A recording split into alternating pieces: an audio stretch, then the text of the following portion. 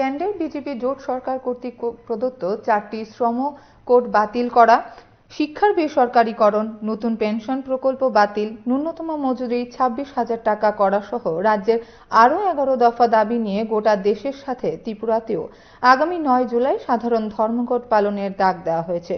সকল অংশের মানুষের কাছে একই আবেদন করেছেন ত্রিপুরা কর্মচারী সমন্বয় কমিটি এইচবি রোড নেতৃত্ব। বৃহস্পতিবার এ নিয়ে সাংগঠনিক কনভেনশন করে নিজেদের মতামত তুলে ধরেন টিইসিসি এইচবি রোড বিলোনিয়া বিভাগীয় কমিটি। সবাই আলোচনা করেন সমন্বয় কমিটির বিলোনিয়ার চেয়ারম্যান জীবনশীল, বিভাগীয় সম্পাদক ধীমান চক্রবর্তী, প্রাক্তন শিক্ষক নেতা বিপ্লব ভূঁইয়া। সভাপতিত্ব করেন বেসরকারি শিক্ষক সমিতির নেতৃত্ব শুভ্রা বৈদ্য। বিভাগের বিভিন্ন প্রান্ত থেকে আসা সংগঠনের নেতাকর্মীদের সামনে ভারত বন্ধের প্রেক্ষাপট তুলে ধরেন তারা। সবাই আলোচনাক্রমে নেতৃত্বরা কি বলেছেন শুনুন।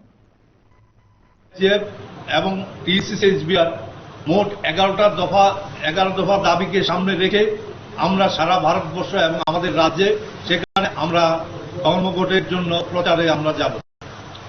আপনারা জানেন যে 18 মার্চের পর আমরা আমাদের বিভাগে এই যে দাবিগুলো ছিল সেই দাবিগুলো নিয়ে আমরা একটা বিভাগীয় কনভেনশন করি সেই দাবিগুলো প্রচারের জন্য, এবং সেই দাবিগুলোকেই সামনে রেখে আজকে আমরা প্রচার নিতে চাইছি যে আগামী 9 জুলাই যে সাধারণ ধর্মঘট সেখানে আমরা অংশগ্রহণ করব।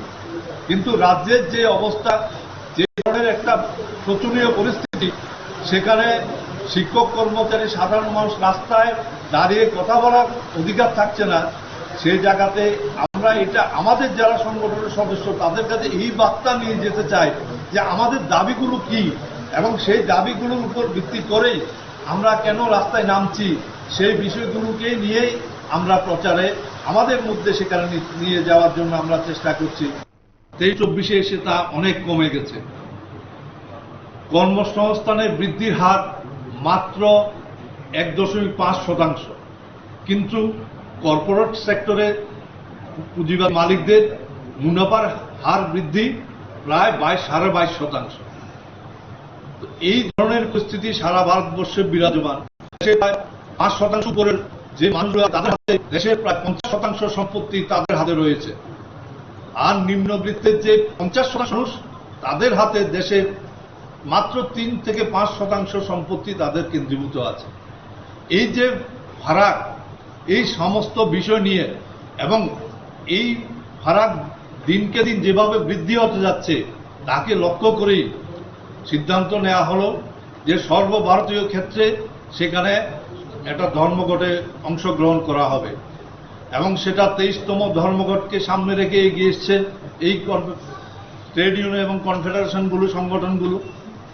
এটা গত 20 মে হওয়ার কথা ছিল।